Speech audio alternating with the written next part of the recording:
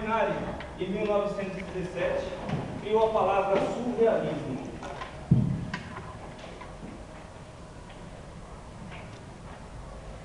Ele empregou essa palavra referindo a dois novos estilos de arte que surgiam na época, que era literária. Primeiro, a obra O Ballet de Parade, de Jean Cocteau, com a música de Éric Satie, e a obra de Pablo Picasso, A Cortina. Uma segunda obra que ele se referia sobre o surrealismo era a sua própria obra, Não as de Tiresias, que ele mesmo intitulou como um drama surrealista. Juliana Molinari se referiu à obra Ballet de Parade, dizendo que a arte artística resultante da combinação dos elementos do espetáculo era uma verdade além da realidade, ou seja, algo fora do nosso real, fora de nossa realidade. Ele já se referia ao certo subconsciente. Essas obras, na verdade, elas eram totalmente diferentes do que nós conhecemos hoje como surrealismo. Não chegavam perto do que nós conhecemos como surrealismo hoje em dia. Aqui está o encarte da obra O Ballet de Parade, com o tema de Jean Cocteau e conjunto de cortinas e fantasias de Pablo Picasso. Vocês podem reparar que a obra de Pablo Picasso deixa bem claro que o surrealismo era totalmente diferente do que nós conhecemos hoje em dia. Era apenas a palavra que ele havia criado, dado o nome ao surrealismo. O movimento surrealista ele só foi nascer mesmo 6 anos depois, em 1924, com o escritor André Breton e Philippe Soupault escrevendo o Manifesto Surrealista. André Breton disse que a criação do surrealismo seria a criação de uma realidade absoluta, ou seja, uma supra-realidade, algo que fugiria totalmente da nossa realidade, do nosso cotidiano. O escritor Anthony Arthur, escritor e ator, ele se referiu ao surrealismo com esta frase: o surrealismo não é um estilo, é o grito da mente que se volta para si mesmo. O movimento surrealista, ele não estava preso a um estilo, na verdade estava preso ao nosso subconsciente, algo surreal, algo supra-real.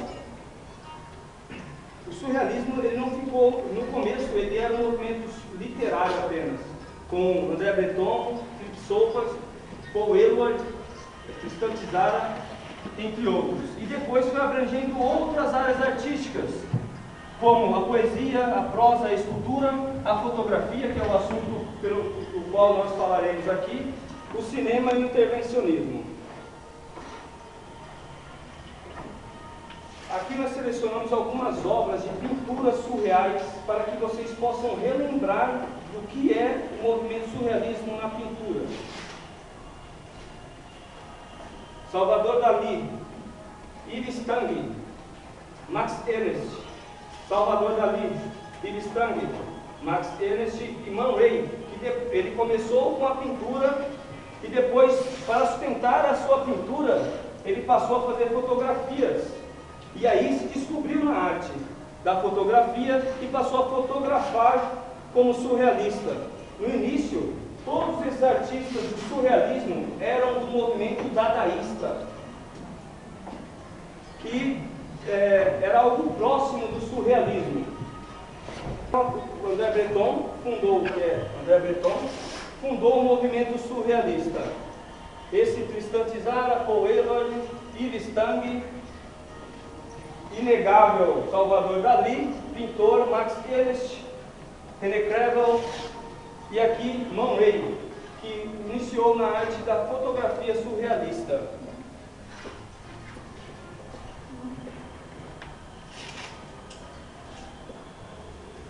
E agora, com isso, nós vamos falar sobre a nossa fotografia surrealista.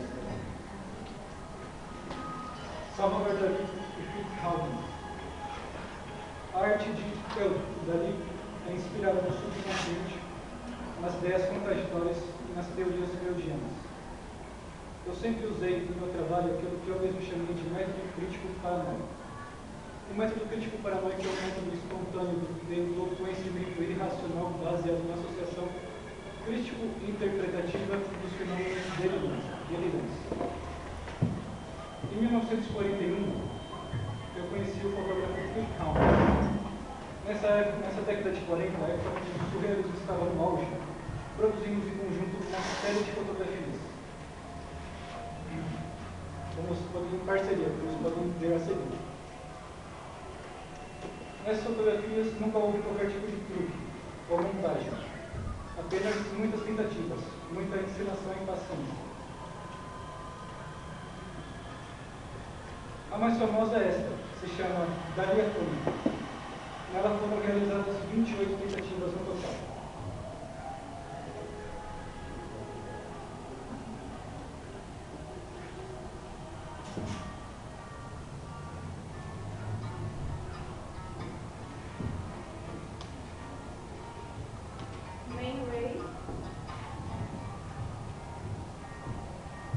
Man Ray começou sua carreira era pintor.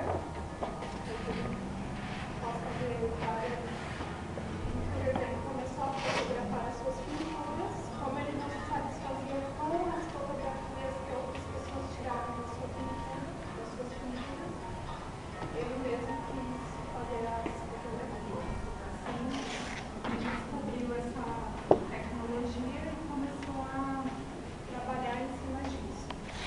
Ele chegou a destruir algumas pinturas dele para deixar só a fotografia que era o seu trabalho. Que é uma dele do Marcel Duchamp, que eles dois juntos fundaram o dadaísmo nova-iorquino em 21. Depois, alguns anos depois, eles entraram para o movimento surrealista. Em 1925.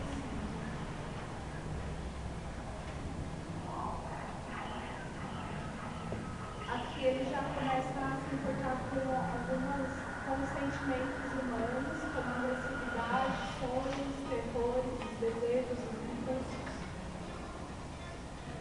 Ele trabalhava com a solarização, que era um processo de interferência na hora da revelação das imagens, utilizar um pouco de luz antes de fixar as imagens. Como o Lemos ele sempre estava inovando, ele ainda produziu alguns filmes surrealistas, como L'Étoile de Lumière, de 1928, com o auxílio da técnica de solarização. E uma frase que ele deixou assim: pinto que não posso fotografar e fotografo que não posso pintar.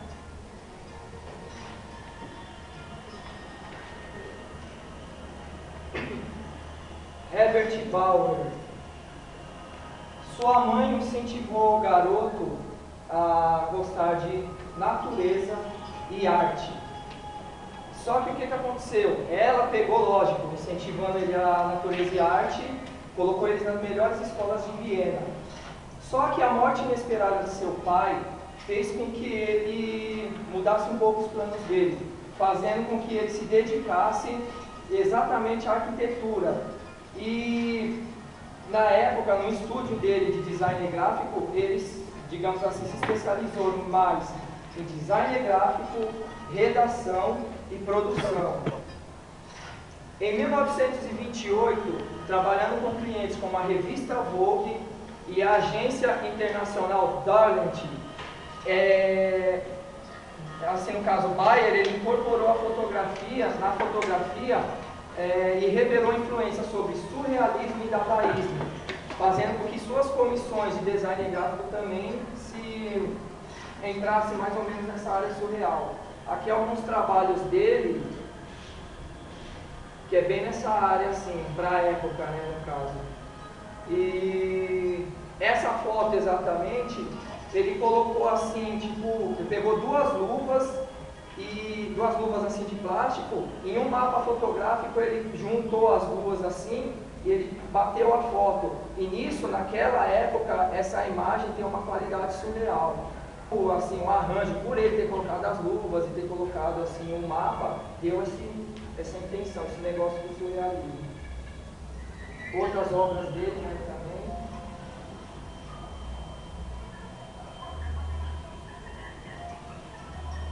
Alexandre de Carinho, ele também foi um autor de surrealismo, fazia muitos trabalhos fantasmagóricos. Ele se inspirou muito na história da literatura desde a infância, nos seus passeios através da cidade de Vanderburgos, onde ele costumava fazer as suas fotografias.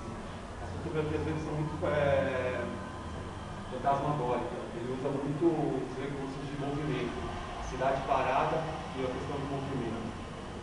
Então ele usou muito desses recursos e ele nasceu na década de 60 e na década de 70 ele já começou a fotografar, fazendo essas referências do qual ele fazia. Titarek também desenvolveu um estilo único de fotografia metafórica, que define pela terceira dimensão o que é tempo. Ou seja, ele fazia muito trabalho sobre o de tempo, movimento, idas e vindas, saídas, entradas. Esse é o estilo dele, um estilo meio metafórico. Nossa, show. O bravo. Podem ver, um trabalho desse praticamente isso é gente, né? Onde não há gente. E esse é o estilo dele, um estilo diferente, que é o surrealismo dentro desse esquema metafórico do surrealismo.